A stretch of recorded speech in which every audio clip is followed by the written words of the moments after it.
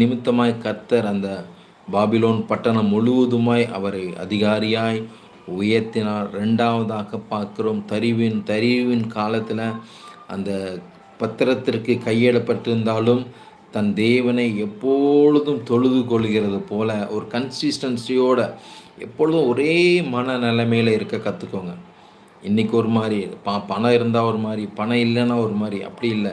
பவுல் சொல்வார், தேவனுடைய அன்பை விட்டு எந்த காரியமும் என்னை பிரிக்க மாட்டாது என்பதை நான் நிச்சயித்திருக்கிறேன். Have confident. எந்த காரியமும் என்னை விட்டு பிரிக்க முடியாது, தேவனை விட்டு என்னை பிரிக்க முடியாது. அந்த நினைவுக்குள்ளே வாங்க, அந்த நிலையில் வாங்க. அந்த மனநிலைமைக்குள்ளே வந்துட்டிங்கன்னா எந்த காரியமும் உங்களை பிரிக்காது. ஆமீன். அதே போல் தான் இங்கே இங்கே தானியேலை பார்க்கிறோம். முன் செய்தது போல, எப்பொழுதும் செய்தது போல 3 வேளை கர்த்தரை அவர் தொழுது கொள்கிறார். ஆமீன். நம்மளாம் இன்றைக்கி ஒரு வேளை ஜெபிக்கிறதே ரொம்ப கஷ்டமாக இருக்குது. ஆனால் ஜெபத்துக்கு பதில் கொடுக்கிற தேவன். அதனால தான் ஜெபத்தில் வாஞ்சையாய் உற்சாகமாய் ஓடிக்கொண்டிருக்கிறேன். நானும் ஜெபிப்பதற்கு ரொம்ப லேசியாக தான் இருந்தேன். என்ன ஜெபிச்சு என்ன ஆகப்போகுது அப்படின்ற நினைப்போடு தான் இருந்தேன். ஆனால் கர்த்தர் என்று என் ஜெபத்திற்கு பதில் கொடுக்கிறார் என்ற காரியம், அந்த விசுவாசத்தில் நான் வளர ஆரம்பித்த போது எண்ணற்ற மக்களுக்காக ஜெபித்து கொண்டிருக்கிறேன். ஆமீன்.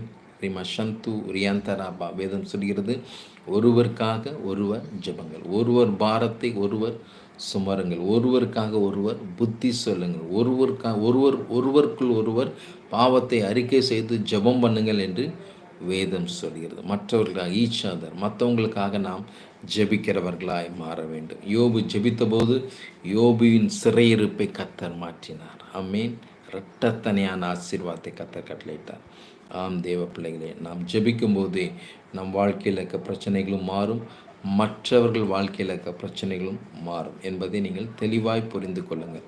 கர்த்தர் உங்களை நிச்சயமாய் ஒரு ஜெப வீரர்களாய் மாற்றுவார். தானியேல் அந்த கன்சிஸ்டன்சியோடு எப்பொழுதும் ஜெபிக்கிற ஒரு ஒரு திட்டத்தை வைத்திருந்தார். உங்களுக்குள்ள ஜெப திட்டம் இருக்க வேண்டும், ஜெப வாஞ்சை இருக்க வேண்டும், ஜெப வைராக்கியம் இருக்க வேண்டும். எந்த சூழ்நிலையிலும் நான் கர்த்தரை தேடாமல் இருக்க மாட்டேன், கர்த்தரோடு பேசாமல் இருக்க மாட்டேன் என்ற நிச்சயத்துக்குள் நீங்கள் இருப்பீர்களானால் ரிஷத்தோகா தியாந்தரா பாஷதூரியாந்தராப்பா அப்படிப்பட்ட ஒரு அபிஷேகத்தை என் தேவன் உங்கள் மேலே கட்டளையிடுவதை பார்க்கிறேன், கட்டவிழ்ப்பதை பார்க்கிறேன். எந்த சூழ்நிலையிலும் தேவனை விட்டு நீங்கள் விலகவே மாட்டீங்க. தேவன் உங்களை நம்பி சில பொறுப்புகளை கொடுப்பார், சில ஆசீர்வாதத்தை கொடுப்பார், சில மறைபொருட்களை வெளிப்படுத்துவார். அந்த காரியம் நீங்கள் செஞ்சால் மட்டும்தான் அதை செய்ய முடியும், வேறு யாராலும் செய்ய முடியாது. தானியேல் செஞ்ச காரியத்தை வேறு யாராலும் செய்ய முடியாது. யோசேப்பு செஞ்ச காரியத்தை யோசேப்பால் மட்டும்தான் செய்ய முடியும். அதனால தான் அந்த உயர்வு.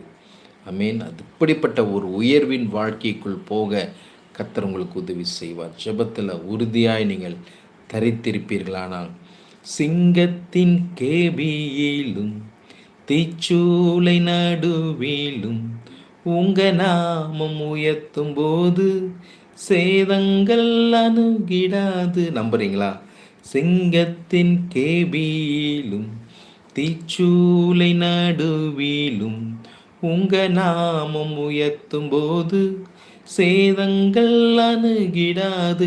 இயேசுவே, 2 கரங்களை வைத்து உம் நாமமே உயரணும், அல்லேலூயா. உங்க நாமம் உயரணும், இன்று மேன்மை அடையணும். பாடுவேன் பாடுவேன் அல்லேலூயா ஹல்லேலூயா ரஷதரபா. அப்பா, உங்கள் நாமம் உயரணுமப்பா. இந்த தேசத்தில் நாங்கள் வாழ்கிற அப்பா, இடது கைக்கும் வலது கைக்கும் வித்தியாசம் தெரியாத பா, இறைமையா சொல்லுவார், என் தலை தண்ணீரும் என் கண்கள் கண்ணீரும் ஆனால் அதுவே நலமாயிருக்கும். என் தேசத்திற்காக பாத்திரப்பில் நின்று பரிந்து பேசுகிற ஒரு ஜெப வீரனாய் கர்த்தர் என்ன மாற்றுங்கப்பா. இந்த உபவாச நாளில் அப்பா, எங்களை அழைத்ததற்கான நோக்கத்தை கர்த்தர் நிறைவேற்றுங்க. எங்களை அபிஷேகத்துக்கான நோக்கத்தை கர்த்தர் நீங்கள் நிறைவேற்றுங்கப்பா. ரிமா ஷந்த்